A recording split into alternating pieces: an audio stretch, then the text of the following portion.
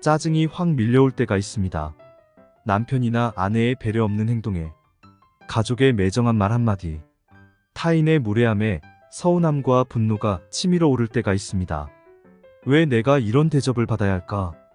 왜 내 기분을 생각해주지 않고 자기만 생각하는 것일까?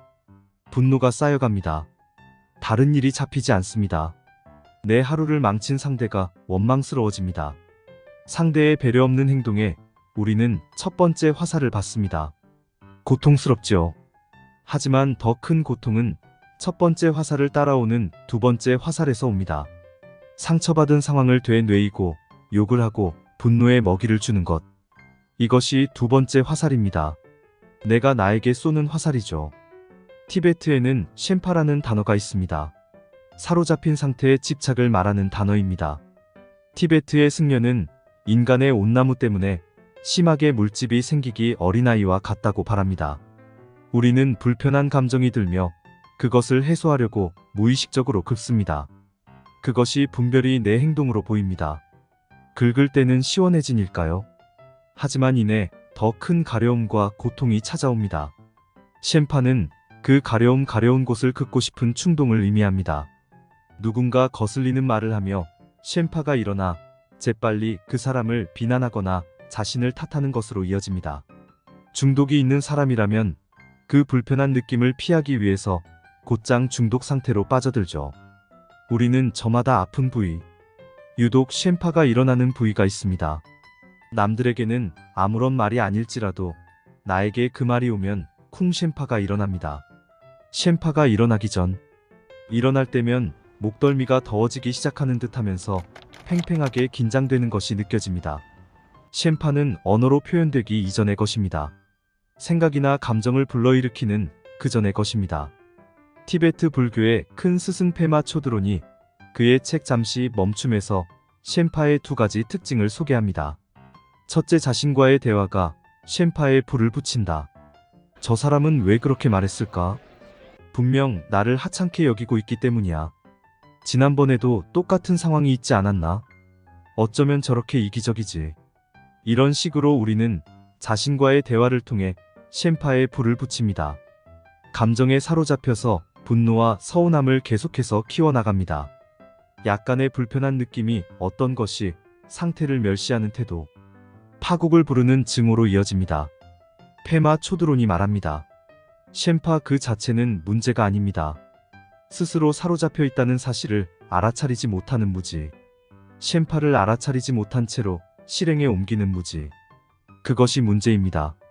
우리는 이야기를 내려놓도록 셴파의 연료를 떠나보내도록 훈련해야 합니다.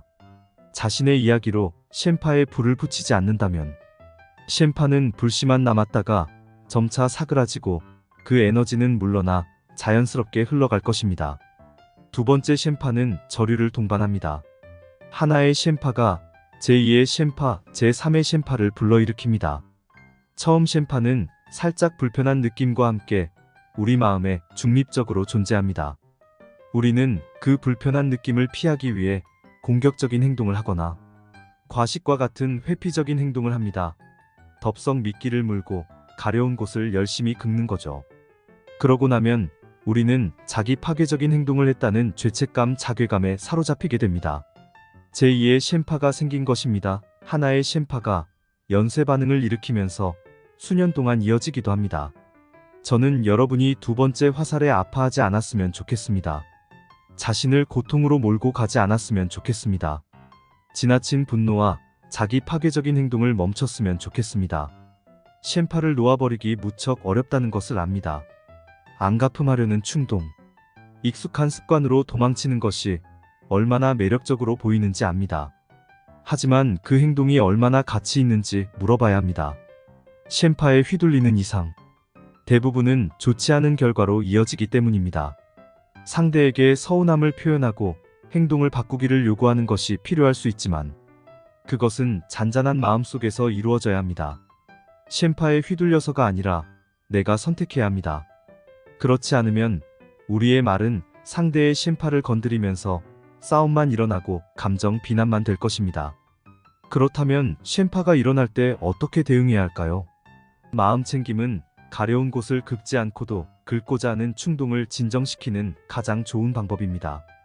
쉔파가 밀려올 때 내 마음속을 가만히 바라보는 것입니다. 내 마음이 가려워하는구나. 긁어달라고 하는구나. 분노의 먹이를 달라고 하는구나. 알아차리는 겁니다. 잠시 멈추고 세 차례 호흡을 하세요. 내면의 주의를 기울이세요. 처음 이 방법을 들었을 때 저는 조금 실망했습니다. 뻔한 방법이 어떨까요? 한창 짜증이 나고 분노에 휩싸이고 있는데 마음 챙김을 할 기분이 날까 의심이 들었습니다. 그런데 얼마 지나지 않아 쉔파의 귀찮은 경험을 하게 되었습니다. 한번 서운함을 느끼자 저는 서운함에 계속 먹이를 주었습니다. 왜 내가 이런 대접을 받아야 할까? 분노를 키웠습니다. 30분간 화를 낸 뒤에서야 저는 가려운 곳을 긁고 있는 아이였다는 것을 깨달았습니다. 그제야 마음 챙김을 해보았습니다. 얼마나 내가 부정적 이야기를 스스로 만들고 있는지 인식했습니다. 마음이 저항했습니다. 화내지 않으면 상대방 좋은 일이지 나에게 좋은 게 뭐가 있냐고 마음이 따져 물었습니다. 내 서운함은 누가 알아주냐고 물었습니다. 하지만 제가 제 서운함을 알아주고 있었습니다. 인식을 이어나가자 감정이 가라앉았습니다. 서운한 마음이 남아 있었지만 그냥 거기에 있었습니다. 저는 지금 이 순간에 머무를 수 있었습니다. 휩쓸리는 게 아니라면 무엇이 나에게 갇힌 행동일까 물어볼 수 있었습니다. 오늘 해야 할 일을 할 수 있었습니다. 잠시 멈추고 쉔파를 알아차릴 때 우리는 자유를 가질 수 있습니다. 페마 초드로는 이렇게 말했죠. 쉔파를 알아차릴 수 있는 것, 우리가 살로 잡혀 있다는 사실을 아는 것, 이것이 바로 자유의 바탕입니다. 알아차린 나는 것은 참으라는 것이 아니에요. 그저 지뢰를 제거하라는 것입니다. 감정을 더 키우지 않는 것입니다. 내 마음 안에 있는 서운함과 분노를 있는 그대로 보는 것입니다.